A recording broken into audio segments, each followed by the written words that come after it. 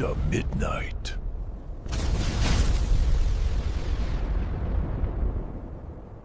The rain fell relentlessly over the cobbled streets of Bristol, soaking the empty bus stops and turning the night into a cold mirror of flickering streetlights.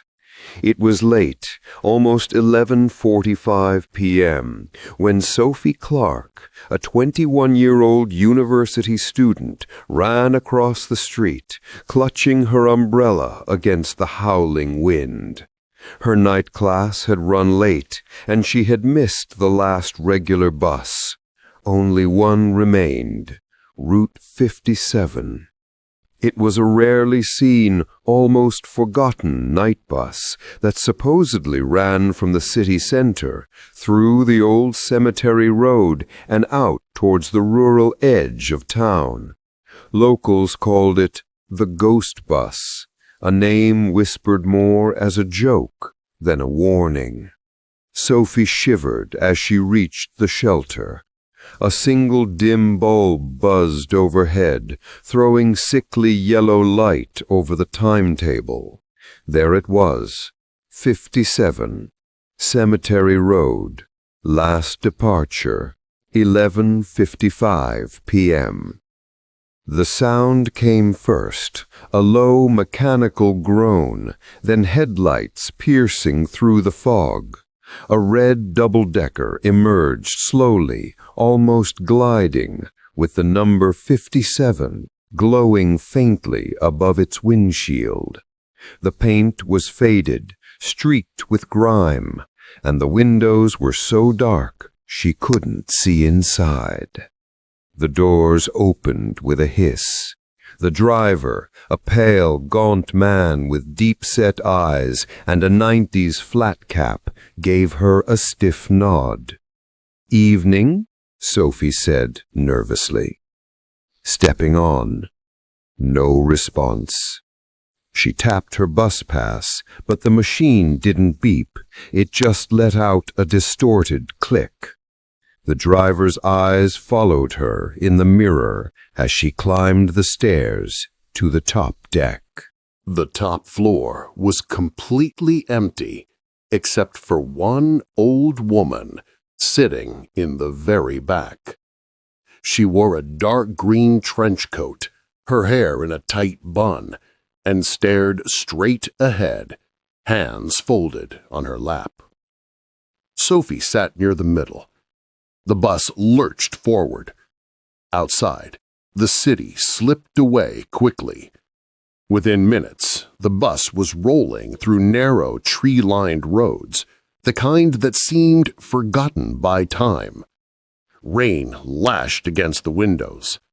The engine made an odd, uneven rhythm, almost like a heartbeat. Then, something strange. The bus didn't stop, not at a single scheduled point.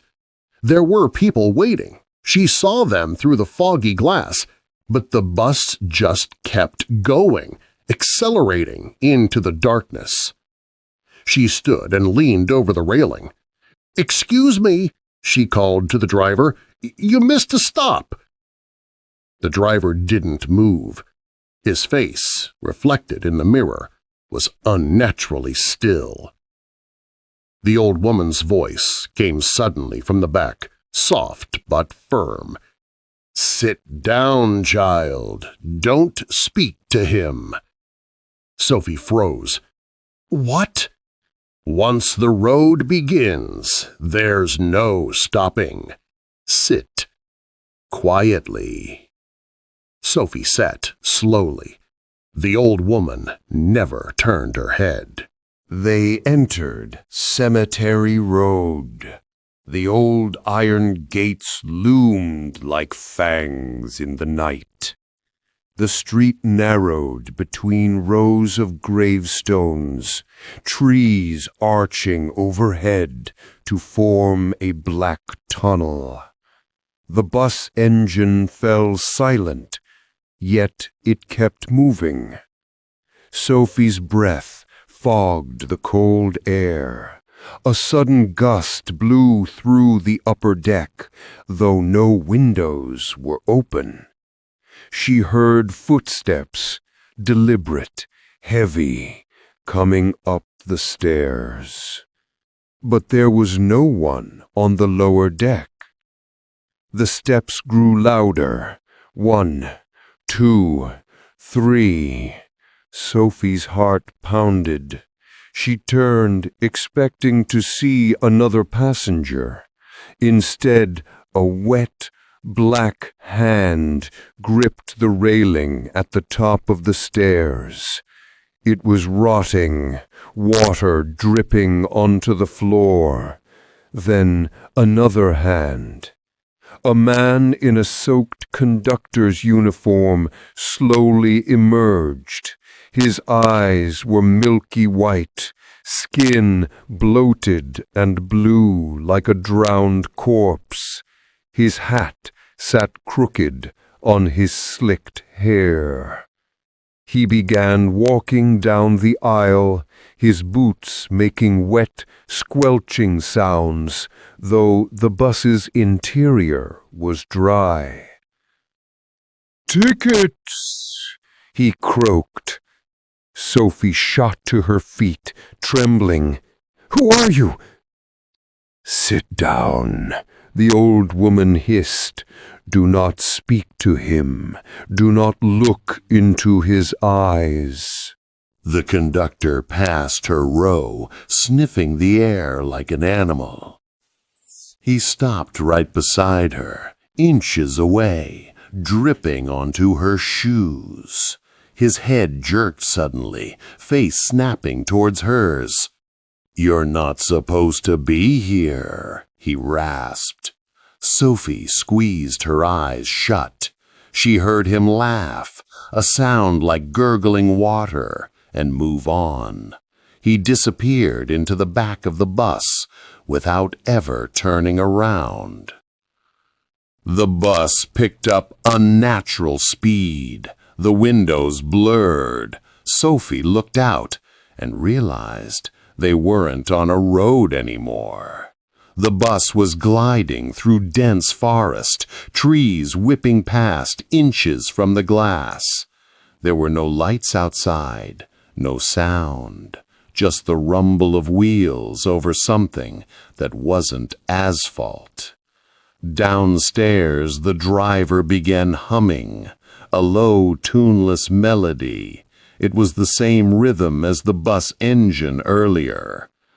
The old woman finally turned her head. Her eyes were completely black. "We're almost there," she whispered. "Where?" she gasped. "Where they all go, where the bus has always gone, every night since 1966. She ran for the stairs. As she reached the bottom, she saw the driver's reflection in the cracked mirror.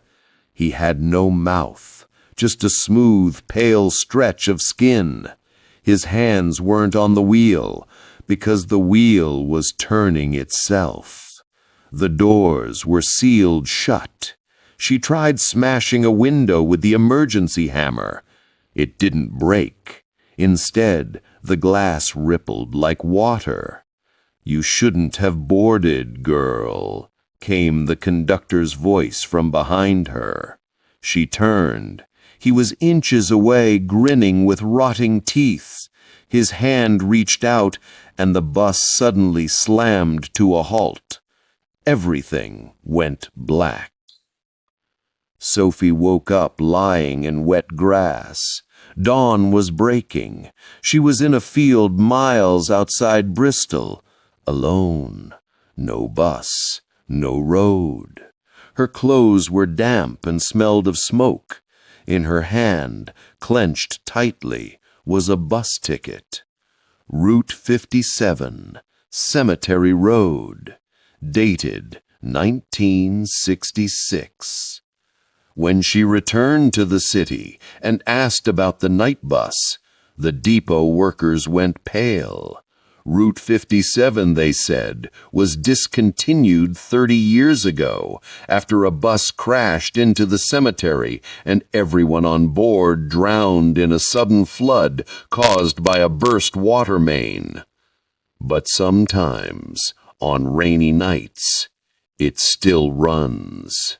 And if you get on, you don't get off.